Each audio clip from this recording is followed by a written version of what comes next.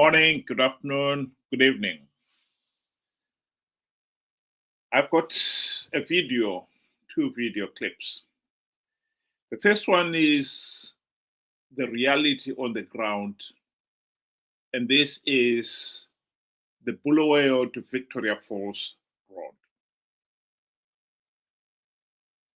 Anyone who has been to Zimbabwe would know that that will be considered to be one of the busiest roads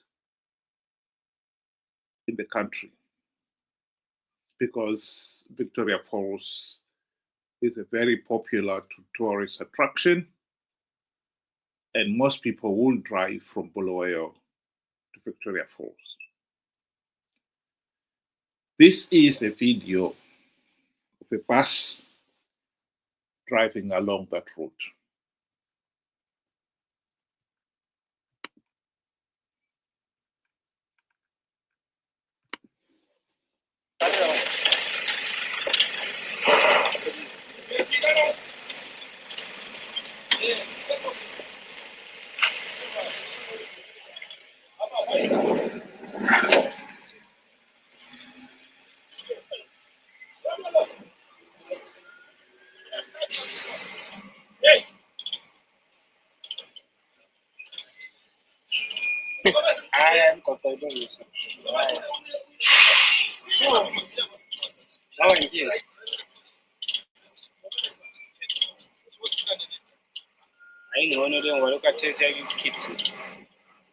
ukuthi yiko kulungisa yini selo usafuna ukuzama ukuphuma sebhanchi nje kanilokhu ke ifuqe mu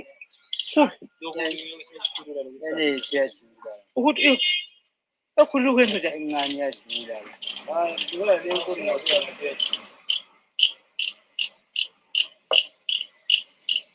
namo okusela mkhona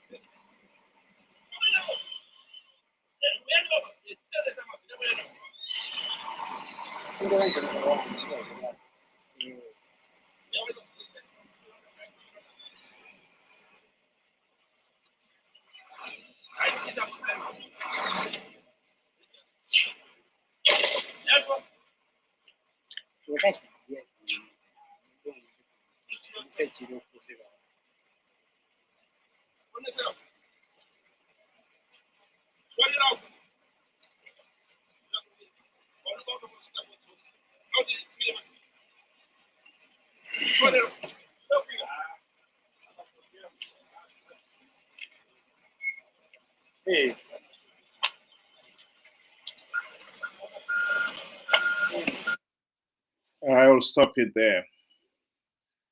Ben, good day to you.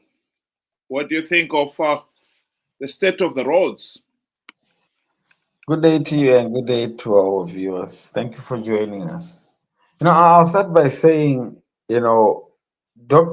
Simbama Korni once said, at independence, we as Zimbabweans did not even understand what we were inheriting, what we were getting ourselves into,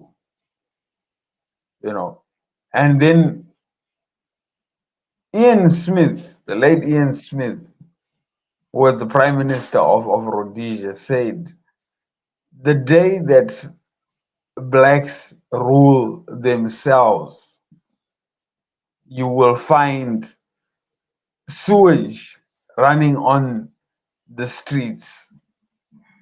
Rail would be one of the most dangerous means of transport. Infrastructure will break down. And boy, was he right. Here we have one of the most humiliating video clips that can be shown to the world.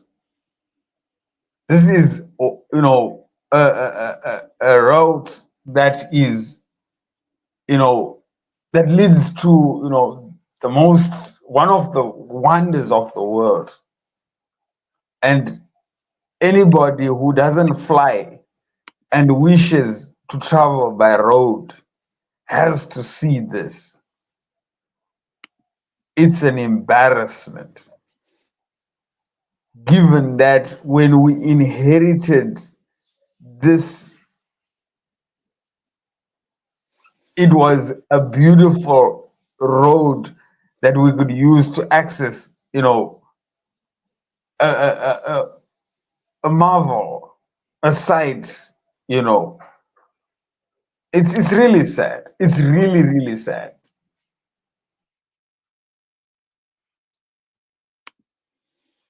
Yeah, it is really tragic. 45 years after independence, and this is the political reality and the economic reality in Zimbabwe. Like I said, the Bulawayo Victoria Falls is one of the main roads, and it is in such a sorry state. And this was not just at one isolated place. The whole road is in a deplorable state. And it is not the only one. Many other roads in Zimbabwe today, they are in a terrible state. We could not even maintain what we inherited at independence 45 years ago. And this applies right across the board. If you go to hospitals, they are in a terrible state. And these are the main hospitals in urban centers like Bulawayo, Harare, Gweru, Masvingo, and so forth. The rural hospitals are even worse. You hear stories of people in the big referral hospitals like Parenyatwa in Harare, Pilo Hospital in Bulawayo, running out of basic drugs like painkillers. That's when you realize we are in serious trouble. Because if those referral hospitals can run out of these drugs, what more of the district hospitals deep in the rural areas? They will have none.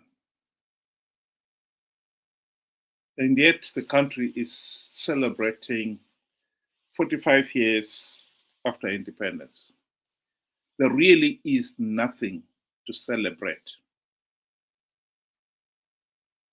I think as people have a break tomorrow, which is supposed to be Independence Day, this is the time when they should seriously reflect on where we are compared to where we were 45 years ago. And where, more significantly, where are we going? This is unavoidable.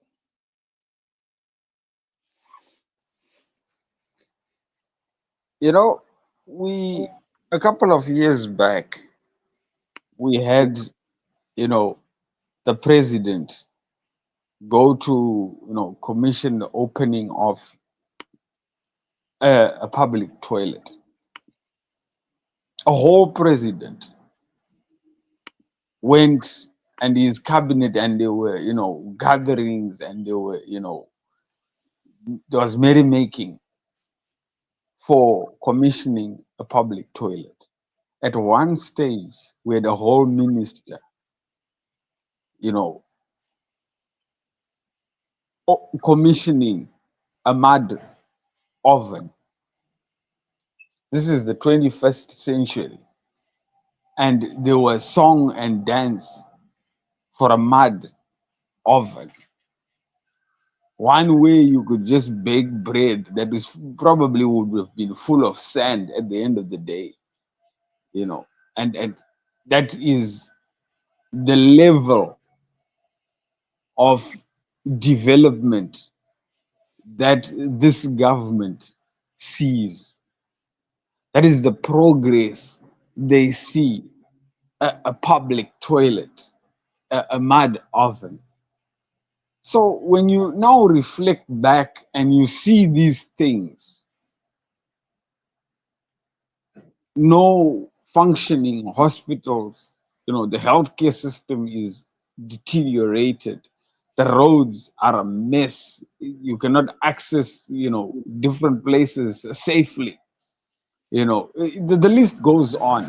It's got to be expected. It's got to be expected when you have leaders who are very, are underachievers. The yardstick they use to measure success is so short, is so short. This is why you find, you know, we are lucky that this independence fell on Easter, so we can have we can celebrate Easter, you know, instead of this whole independence, because no one is actually happy.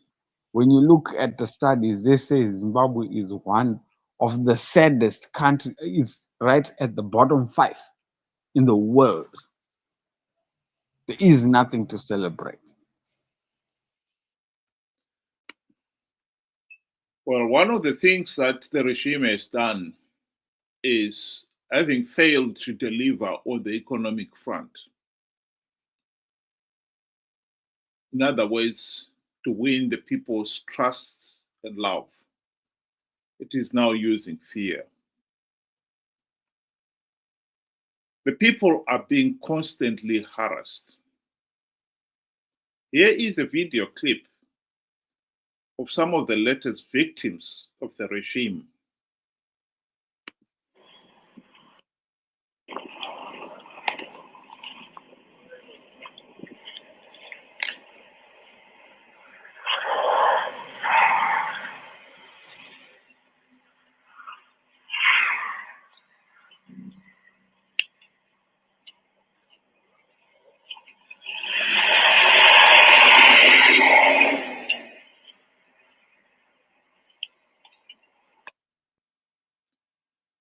Just to explain what is happening here. The regime, like Ian Smith before it, does not give title deeds to people in the rural areas, the so-called tribal trust lands. So most people, if they want to build themselves a home where they can have some degree of confidence that they will not be harassed, they've had to resort to go into urban centers where you get title deeds, even if it be just for the land, the matchbox house, and a few square meters of land around it. At least to get title deeds to that. And many people, that's what they're doing. But most of the urban centers have run out of land. And so you find some of the sort of satellite rural areas close to the urban centers have been giving land and telling the people they'll get the title deeds. Rua, which is just outside Harare, has been one of those places. And many of those people, before the elections, were assured that they'll get title deeds. And now the regime has changed its mind. These people have just had their houses demolished and they've had to remove their properties, and they've got nowhere to go. And so they are by the roadside. This constant political harassment is typical of the regime. Zanu PF has made it its point not to give anybody any land, any title deeds, even for a few square meters in the rural areas, for its own political selfish ends. We are still talking about this issue 45 years after independence. That is the tragedy of Zimbabwe.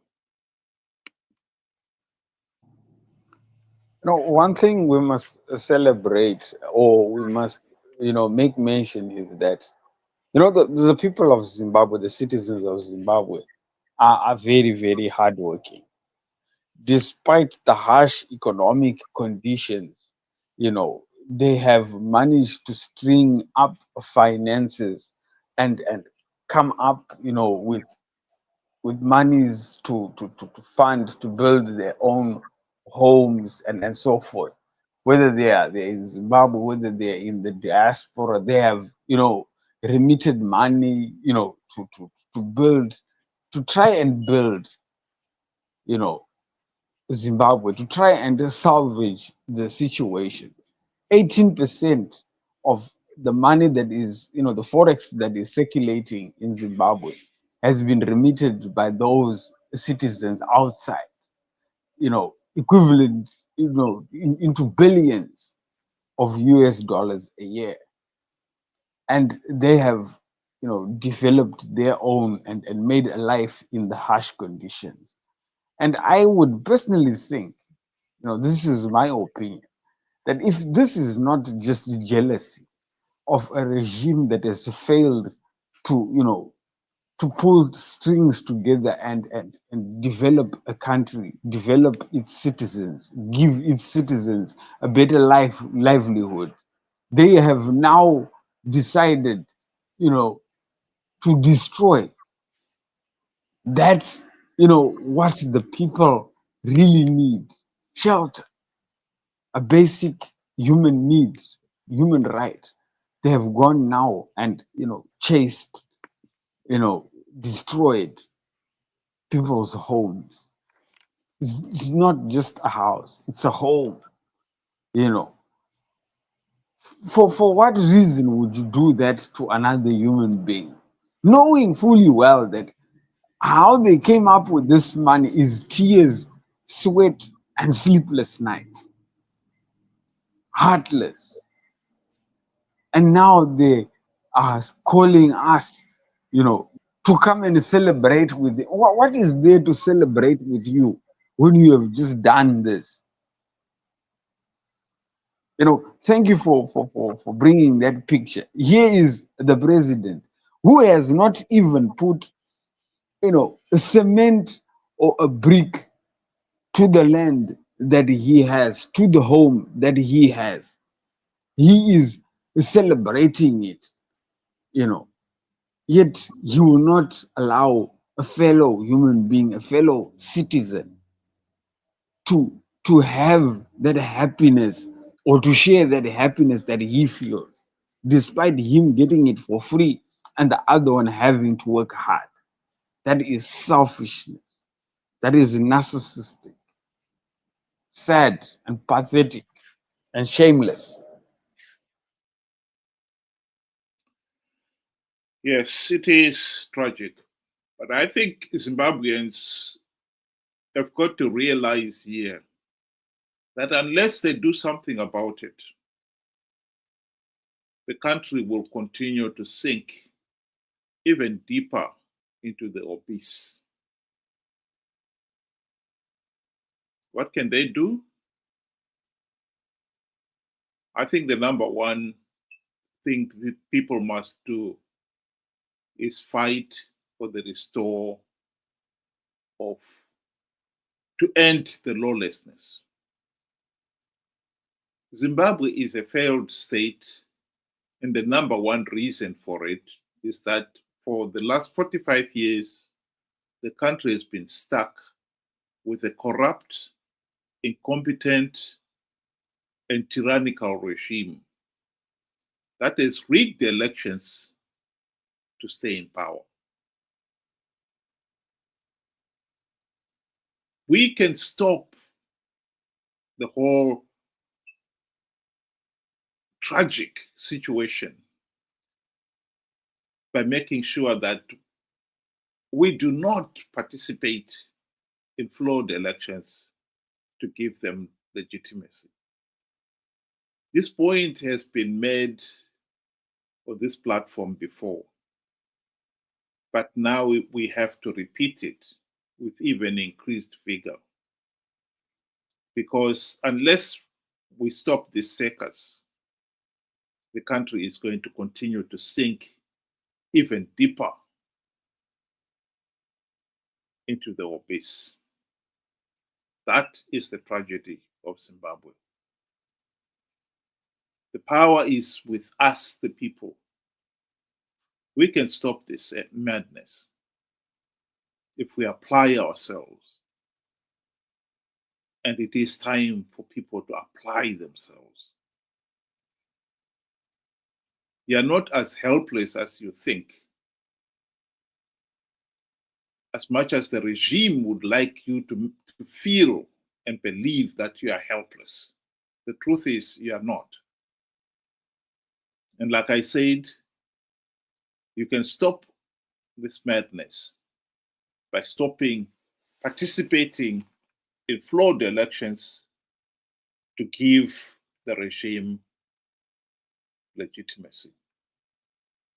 This issue will be explored again and again in the coming years, particularly running up to the 2028 elections. We have got to stop this madness.